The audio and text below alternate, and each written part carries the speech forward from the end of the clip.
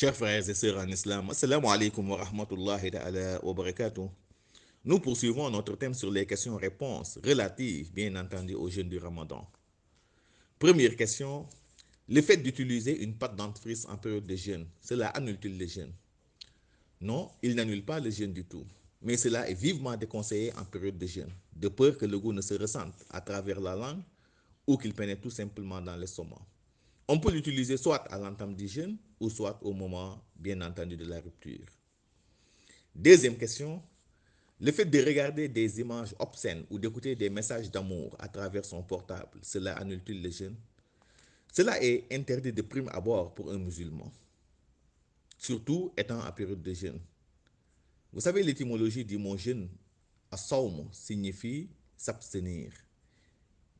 Donc le jeûne est une abstinence de tous les organes de sens. Il n'est pas un simple abandon de manger ou de boire, comme nous avons tendance, bien entendu, à le penser. Par conséquent, le jeûneur doit s'abstenir de regarder des images obscènes ou d'écouter des messages d'amour, car cela peut le conduire à éjaculer des spermes, ce qui annulerait tout simplement son jeûne. Troisième question. Imam, j'entends dire quand on est dans la seconde quinzaine du mois de Sha'ban, c'est-à-dire le mois qui précède le Ramadan, on n'a plus le droit d'observer un jeûne surrogatoire. Je voulais des clarifications en ce sens. Absolument, cela est tout à fait exact. Dès la seconde quinzaine du mois de Sha'ban, c'est-à-dire le mois qui précède le Ramadan, il est vivement déconseillé d'observer un jeûne surrogatoire, c'est-à-dire un jeûne nafila. Le prophète nous dit, sallallahu alayhi wa sallam, si c'est la moitié de Sha'ban, n'observez plus de jeûne surrogatoire. Mais pour celui ou celle qui avait des jours de jeûne rompus à compenser, lors du dernier Ramadan, il peut les jeûner, n'est-ce pas, en pareil moment. Quatrième question. Imam, je vois certaines personnes qui observent le jeûne les lundis et les jeudis. Est-ce recommandé? Absolument. Ces 2 jours de la semaine, à savoir le lundi et le jeudi, sont vivement recommandés pour le jeûne, car le prophète Mohammed les jeûnait constamment. En plus, c'est les jours où les anges présentent à Allah subhanahu wa ta'ala le livre des serviteurs, afin qu'il efface leurs péchés. Donc, ces 2 jours de la semaine sont vivement conseillés, n'est-ce pas, de les jeûner. Cinquième question. J'ai l'habitude d'observer le jeûne tous les vendredis. Un ami m'a dit que cela est déconseillé. Pourrais-je avoir des éclaircissements en ce sens? Absolument.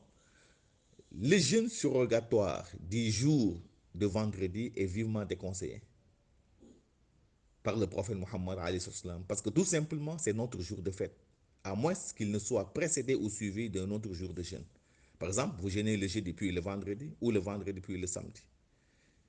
Le prophète nous dit, sallallahu alayhi wa sallam, Inna yawma al-jum'ati idukum fala tasumu illa an tasumu qablahu aw ba'dahu. Il nous dit que le vendredi est votre jour de fête. Vous les musulmans, ne le jeûnez pas, à moins qu'il ne soit précédé ou suivi d'un autre jour de jeûne. Sixième question. Celui qui n'accomplit pas les prières surrogatoires, c'est-à-dire les nafilas, son jeûne est-il valable? Absolument. Son jeûne est tout à fait valable, mais risque de perdre les récompenses promises par Allah subhanahu wa ta'ala pour celui ou celle qui accomplit ses prières surrogatoires pendant le Ramadan. Et qui est le fait, tout simplement, euh, d'effacer, n'est-ce pas, tous les péchés antérieurs. Mais cela n'annule en aucun le fait de ne pas accomplir les prières surrogatoires, n'annule pas du tout le jeûne. C'est important quand même de le faire pour pouvoir espérer, n'est-ce pas, aux récompenses promises par Allah subhanahu wa ta'ala. Le prophète nous dit, sallallahu alayhi wa sallam, Man qama ramadana iman wa ihtisaba, ghufira lahu ma taqaddama min dhanbi. Quiconque se lève pour prier pendant la nuit du Ramadan, c'est-à-dire celui qui accomplit des prières surrogatoires avec foi et en comptant sur la récompense divine, verra ses péchés antérieurs effacés. Mais encore une fois de plus, cela n'annule pas du tout le jeûne. Septième question. Est-il permis de faire un don de sang en période de Ramadan? Le don de sang, vous savez, est un acte très apprécié par l'islam, car il contribue à sauvegarder la vie humaine. Par conséquent, il est tout à fait permis aux jeûneurs de faire un don de sang, pardon, à condition qu'il ne soit pas affaibli à la suite, bien entendu, de cette opération. Mais si toutefois il fait un don de sang pour se retrouver dans un état affaibli, lequel état va le conduire même à rompre son jeûne. Là, il n'a qu'à s'abstenir de faire du don de sang durant la journée du Ramadan. Huitième question. Peut-on utiliser des collures durant la journée du jeûne? Non, on ne peut pas utiliser des collures durant la journée du Ramadan. Ibn Abbas nous dit Anna sawma yafsudu bima yadkhulu fil jawfi la bima yakhruju kadami wal qayi. Il dit que le jeûne est annulé par tout ce qui entre dans l'organisme et non par ce qui en sort.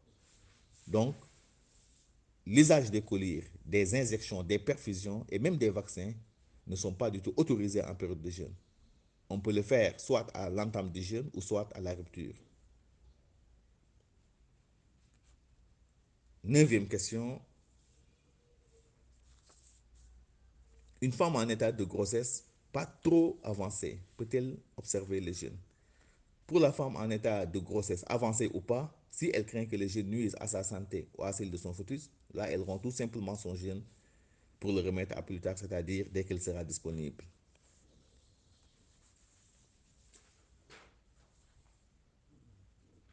Dixième question ou neuvième. Quels sont les bienfaits du jeûne? Oui, le jeûne est une adoration qui présente beaucoup de bienfaits. D'abord, il nous préserve de certaines maladies. Le prophète nous dit, sallallahu alayhi wa sallam, de jeûner constamment si nous voulons véritablement être en bonne santé.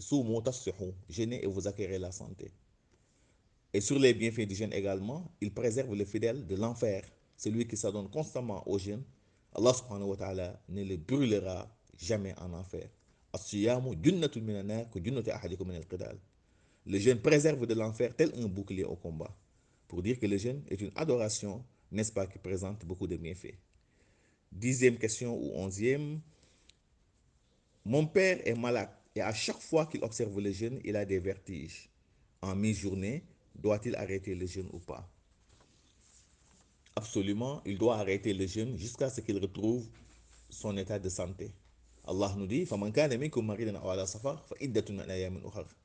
celui d'entre vous qui est malade ou en voyage jeûnera plus tard un nombre égal de jours. Vous savez, les docteurs de la jurisprudence islamique ont évoqué trois cas de figure pour le malade. Je l'avais évoqué la dernière fois. Si le malade ne craint aucune complication pour sa maladie, une fois qu'il observe le jeûne, là, il peut bel et bien jeûner. Deuxième cas, si le malade craint des complications pour sa maladie, une fois qu'il observe le jeûne, mais tout en espérant une éventuelle guérison, là, il rend tout simplement son jeûne pour le remettre à plus tard, c'est-à-dire dès sa guérison. Et le troisième cas, si le malade présente une maladie allergique au jeûne, autrement dit une maladie qui ne rime pas avec le jeûne, comme certains types de diabète, n'est-ce pas, là, il arrête définitivement le jeûne pour donner en contrepartie de la nourriture à un pauvre. Chers frères et sœurs en islam, nous voilà au terme de notre rappel. Merci et à la prochaine.